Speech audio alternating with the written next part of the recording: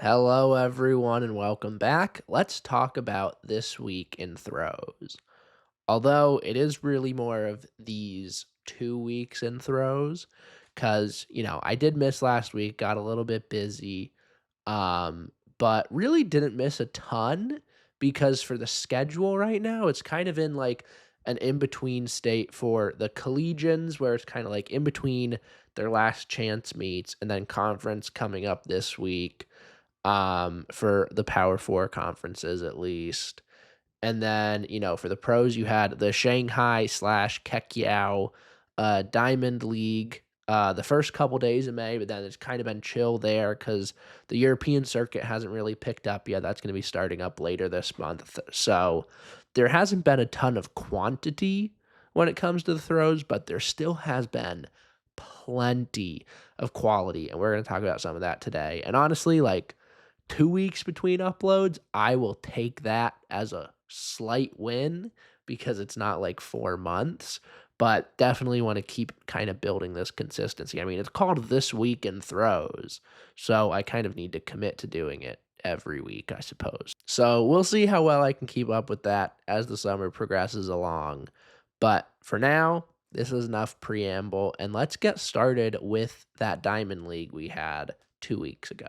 So once again, this one was all women's competitions, and it was a lot of reruns of this. Well, reruns, I feel like has a negative connotation. It's a lot of rematches of the fields that we saw the previous week in Jamen, and they delivered. We'll start with the women's shot put competition where Chase Jackson comes away with the win here at 2054, and it's building off of her really strong outdoor opener she had in Xiamen, where she finished second to Jessica Schilder, but had a really, really consistent series. And now she comes out here in Shanghai, and this is the best series of her career so far, because she goes 2054, 2049, 2049, 1990, and 1937.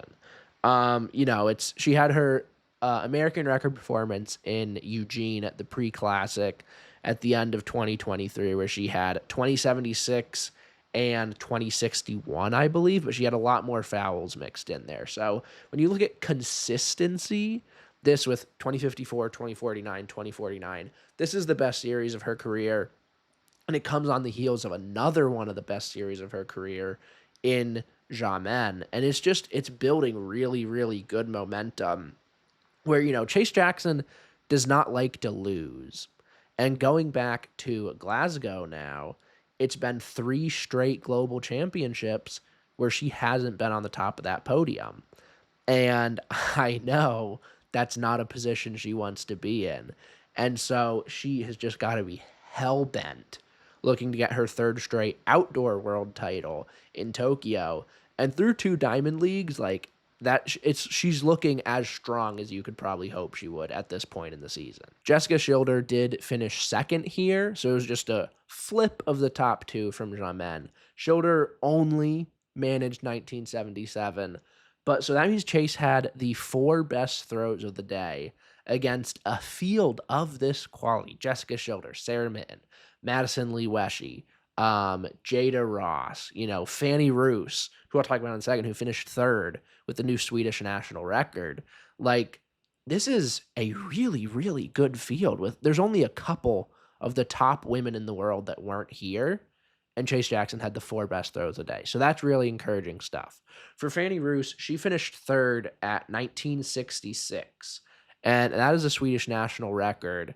And, she's been throwing really well this year. She's coming off the heels of finishing 4th at World Indoors, which is equal to her best finish at a global championships. I think she finished 4th in Belgrade in 2022, I believe, as well. Um, and, Sweden has surprisingly, for, all the success we've seen in recent years for them in the men's discus with Daniel Stahl, their women have only ever won 1 throwing medal at World Indoors, World Outdoors, or the Olympics, and that was Ruth Svedberg, who won Olympic bronze in 1928, which is the first year that women threw discus in the Olympics. So it's a tough field, especially when you look at like the women that finished on the podium at World Indoors. Sarah Mitten hasn't had the most explosive start to her season through these 2 diamond leagues, but we know it's Sarah Mitten. She'll come to play when it matters. So you look at those top 3, and then just the quality of women, like, top to bottom is, like, it's gonna be so hard to get on that podium, but Fannie Roos has had a really, really strong start to the season, and she could very well, find her way getting a medal, especially if we see some kind of surprises like we saw in Paris. And then last note from this women's shot put competition, after a kind of shaky professional debut for Jada Ross, she bounced back nicely and finished 6th at 1880. In the javelin field, this one actually was a Diamond League competition as opposed to the non-Diamond League competition that we saw in Xiamen, and that meant it was a much more stacked field, but Elina Tzengko just dominated regardless. 64-90 to take the win, sweep the competitions in China for her. And it's just, again, getting closer and closer to that 2022 form for her.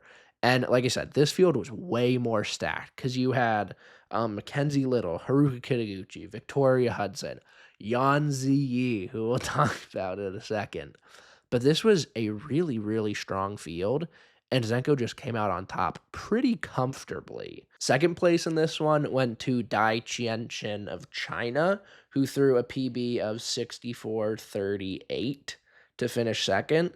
And she's now had 5 of her 7 best competitions of her career this year. The other 2 both came last year. And she's 24 years old and has just been really, really consistent this year. She's competed 5 times already, and her worst mark is 61-12. So considering we're still in early to mid-May, those are some really solid marks and some really good consistency out of a younger thrower. And when you look at China now, they have so far through 2025, 3 of the 7 best women's throwers in the world are Chinese in the women's javelin. And I know, China hosts a ton of competitions early on in the season. They're kind of like Australia in that sense, where they just host a ton of national competitions in March and April. That's like where we saw Yan Ziyi break the world junior record once again. Um, so they might be a little bit ahead of a lot of the international competitors, but this is still a really solid mark. And finishing second in a Diamond League is definitely nothing to scoff at. Her compatriot Yan Ziyi, the 16-year-old superstar, finished 6th in her Diamond League debut, solid mark of 60-54. I was maybe being greedy and hoping for a little bit more, and I'm like, gosh, it'd be so cool if Yan Ziyi wins a Diamond League competition in her first go. But, finishing 6th in this field with a bunch of the best women in the world, not too shabby. And some of the bigger names in the field did have kind of off days, but it was also, I believe, the season opener for every one of these women. So nothing too concerning right off the bat. But you had Haruka Kitaguchi finish, I think, 5th at 60-88. And then I believe 9th and 10th were Mackenzie Little and Victoria Hudson at 56-85 and 55-88 respectively. So, not great marks. I'm sure not how they wanted to open their seasons necessarily, but like pump the brakes on any panic because it's literally their first meet. Now, jumping into the women's discus competition, this one it kind of took the place of the javelin as not actually technically a Diamond League competition. It's just happening at a Diamond League, which is kind of an unnecessary clarification for this video, but whatever. And Valarie Allman, surprise, takes the win at 70-08. I think her win streak is now like, what is it? Like 17 meets or something. She's just unstoppable. Like I said, 70-08, her second time over 70 this year, including, 73-52 in Ramona, 69-65 and 68-28 to back it up. That's nuts. It's her 11th time over 70 meters in her career, and it's her 7th time breaking 70 meters in a stadium because Val Allman does ridiculous things that nobody else on the planet can do anywhere close to it that consistent of a level in the women's discus right now. And then after a solid day in Xiamen for her season opener, Jorinda Van Klinken stepped it up and took second here at this one. She goes 66.22, backs that up with 66.09 and 65.30. She got so close in Budapest to finally getting on the podium.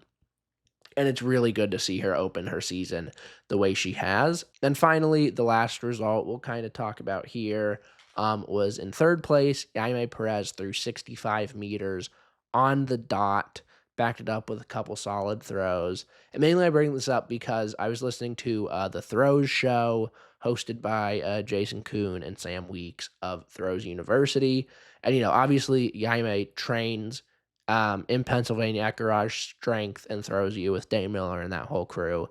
And they were saying, ever since Jaime has defected from Cuba following the 2022 World Championships, it's been a kind of a big question mark, like what kind of her future holds. She obviously couldn't compete outside of the US in 2023. Last year, she was able to make it back into the Diamond Leagues. And then you've kind of heard these rumblings about like, oh, like she's trying to get US citizenship, or maybe not citizenship, but at least she's trying to be able to compete for the US. And unfortunately, I did hear on last week, I believe, on the edition of the Throw Show, Jason said that that is looking unlikely, that Jaime will be able to compete for the US in 2025, which is really unfortunate because that would just make US champs so much fun. They're going to be fun anyway. But if you had Val, Loggy, Veronica Fradley, Jaden Ulrich, Gabby Jacobs, and Jaime Perez all competing for 4 spots, or I guess if you take out Loggy because she has the bye, if you have all those women competing for 3 spots, like that, that would be so much fun to watch. And obviously, like Jaime, it just is one of the best in the world. And it's a shame that the competition to decide definitively who is the best in the world when we get to Tokyo is, going to be missing a major player. So I guess the best hope would be by 2027 when we get to Worlds, Jaime is able to rep the red, white, and blue, hopefully. All right, let's talk about some more positive, some happier, some more exciting things. Diamond League out of the way. Now we're just kind of going to be hopping around to some of the biggest performances we've seen from the last 2 weeks. And we're going to start in Champaign, Illinois, where Deanna Price went 75-79. I believe this was 2 weeks ago. So she goes fourth in the world now, behind Rachel Richardson, Cameron Rogers, and Sarah Killinen, I think. It's a Finnish woman who threw 77 something at the European Throwing Cup. And sometimes I mix up Finnish athletes' names. So I hope it's Sarah Killinen, and if it's not, I will put a correction here. So she's now fourth in the world, still very early on in the season, but it's been a really good kind of progression for her. She's now competed 3 times. I believe she's gotten a little bit better and a little bit better and a little bit better each time. And, I talked at length in the last video about how good the US women's hammer picture is. And with Deanna firing on all cylinders like this early in the season, like it just gets more and more exciting.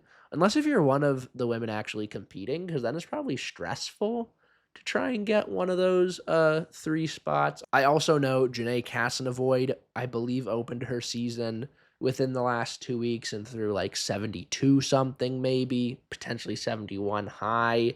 So that's a solid opener for her. And just, yeah, like there's probably going to be 5 or 6 American women with the standard, hopefully, by the time we get to US champs that first week of August. And then it's just going to be a bloodbath at Hayward. So it's a bloodbath I'm excited to watch, though. Moving all the way across the world from Illinois to Czechia, Thomas Roller, the 2016 Olympic champion, still the third best men's javelin thrower in history. He opened his 2025 season with 80-37, which, like, in a vacuum, that's not a crazy impressive mark. but it's only his second time over 80 since 2019. And, obviously he's dealt with a fair share of injuries, including, needing to pull out of the Olympics in 2021. And, he's 33, so he could still have some juice left in him. And this is a pretty good early sign at this point in the season. And it'll be interesting to see how he can kind of build upon this. Because, like I said, it's only his second time over 80 in the past 5.5 years now. For a little more hammer talk now, we're going to talk about Mihailo Kokon, the Olympic silver medalist, who I kind of missed this somehow in the last edition of this because I believe he threw this on April 26th. But in his third competition of the season, he broke 80 meters for the first time. He went 80.73. So now there are three men this year over 80 meters with Mihailo, and then the world leader, Jan Chassanon of France, from all the way back in February. And then Rudy Winkler's 81.08, I believe, which I talked about a couple weeks ago.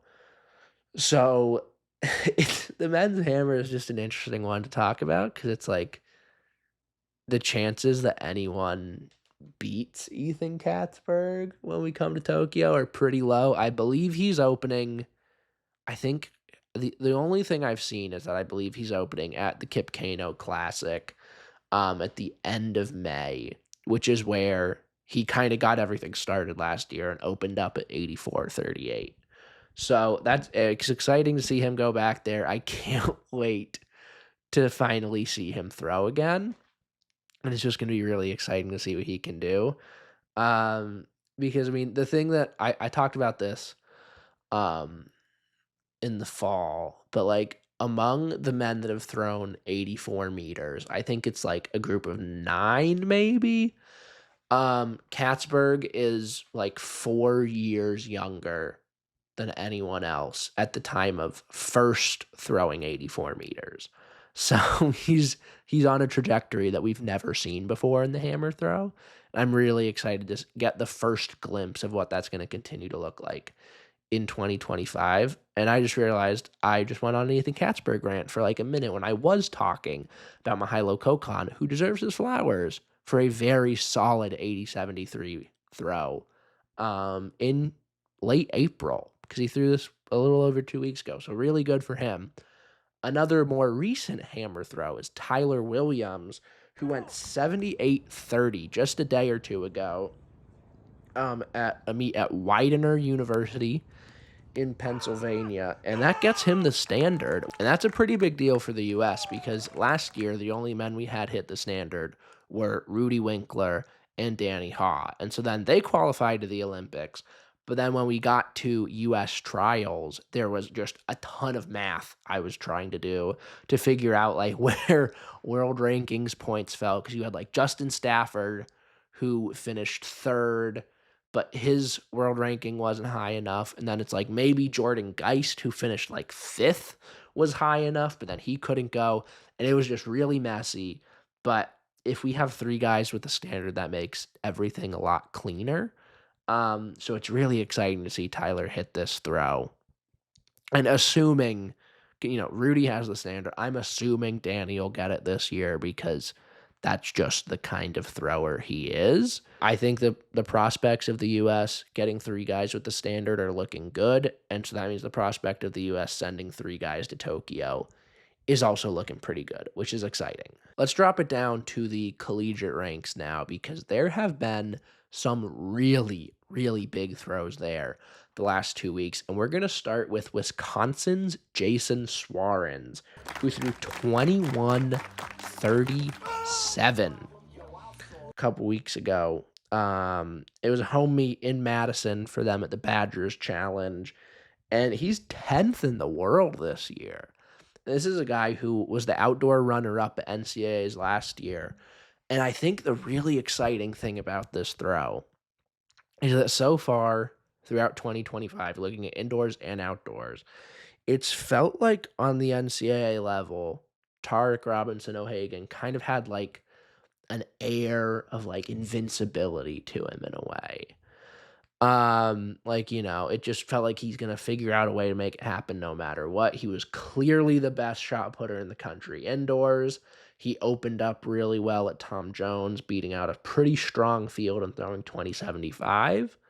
But then Swarns comes out here and does this, and it's just like a punch to the mouth. And so Tarek, we've only seen him compete once this outdoor season, so who knows? He might have a 21-37 in him as well. I know Tarek's been very vocal about hitting 70 feet this year, which is like 21-34, I think. So Swarns beat him to that, which I know Tarek is not happy about, given just the little bit I know about him from the couple times I've interviewed him. So it'll be interesting to see what Tarek does at SECs this week, who now has someone to chase, which is something he hasn't had collegiately all year. So I'm really excited to see how Tarek responds to this throw. But I also don't want to look at this throw just through the lens of Tarek, because like this is a huge mark for Jason Swarens. And he's just been building to this year, building and building and building, and now, like, what can he do from here? I mean, obviously, the US shot put picture is just ridiculously stacked, so, like, a 22-year-old making it on the world's team is probably gonna be tough, even with Krauser getting the bye, but, I mean, throw his hat in the ring and make a US final, like, that's highly possible right now for Swarns, especially if he can keep progressing from this mark. It does feel kind of silly to talk about Mikola Selekna in the collegiate section, but he threw this at a dual meet, so, like, I gotta talk about it. He threw 71-29 at the big meet, which is a Stanford Cal dual meet. Um, 71-29, his 3 competitions this year: 70-09, 75-56, 71-29. His series was 71-06, and he also threw 70-31. It's the 10th time in his career he's broken 70 meters, and he turns 23 in September, and already the average of his 10 best competitions ever is 71-59. You can basically like make up, those stats aren't made up, but you could make up any stat about Mikolas Alekna and it would probably be believable because he is just that legendarily ridiculous. Moving along now, we're going to talk about what Alita Van Dalen of Florida did at the East Coast Relays, where she comes out and goes 65, not 75, 65-45. The women's discus to take the win there. She is now number 2 in D1, behind only Jaden Ulrich. And this is an exciting mark for Alita. It's a season's best. It's better than she threw. She threw twice in Ramona. And this is better than either of the competitions she had there. She had a shoulder injury that kind of kept her out of the indoor season. And it delayed her shot put opener until just this past weekend. But this mark, she's still recovering from that shoulder injury. And so 65-45 is really good. And I mean, NCAA Outdoors is going to be an absolute blast. Because, like, it was really good last year where you had Alita and Jaden and Veronica Fraley duking it out. And now you've got Alita and Jaden, and Sierra Jackson's been throwing really well. There's just a ton of women. Like, Kaiser Marie Lindfors threw well at the big meet as well for Cal. There's a couple other women that have thrown like 62, 63. Unfortunately, Erica Beastel is D2, so she's not going to be at D1 Nationals, but that would just add a whole nother wrinkle into the mix. But yeah, the collegiate women's discus scene is just really fun this year, and seeing this mark from Alita is exciting about what could be lying ahead. And then the shot put, you had Maya Lesnar go 1960. Huge PB from her. She goes number 3 all time on the collegiate outdoor list. Obviously the national lead right now. And I mean, she is Depending on what she does at nationals this year, like, if she can win an outdoor national title, like, she's in the conversation as with obviously some of the best, um, women's shot putters in collegiate history. Like, she has 5 competitions over 19 meters already, the potential to make that 8 by the time this season wraps up. She's 3rd outdoor in history. I think it's just 3rd period, 'cause I think the indoor record is, like, 1957, I wanna say. I think that's Yorinda's record, but I'm not sure. I will double check that while I'm editing. And it's with her 5th competition over 19 meters, they're the only women who have thrown over 19 meters more frequently as a collegian are Axelina Johansson, who has the most with 11, and then Adelaide Aquila, Maggie Ewan, and what is this last name I have written down? Raven. Raven Saunders. That is not bad company to be in. And then Jada Ross, also has 5. She threw over 19 meters 5 times last outdoor season. And it's exciting to see this mark for Maya because I feel like, obviously she won indoor nationals, but the mark wasn't super crazy. And then with just the way last outdoor season went for Jada, I feel like Maya kind of got overshadowed and kind of lost in the sauce in a way. But this mark is an emphatic statement. Like, she's here, she's ready to do something special at, I believe, her last collegiate national championship coming up in June. All right, well, that is all I've got for the last couple weeks. This week coming up is going to be a fun one because, like I said, we've got conference championship week in the NCAA, which is going to have some very, very exciting competitions. And then we have the Doha Diamond League, where we see the men kind of take to the stage for the first time. And you have a stacked discus competition featuring the likes of Christian Che, Maddie Denny, Daniel Stahl in his season opener.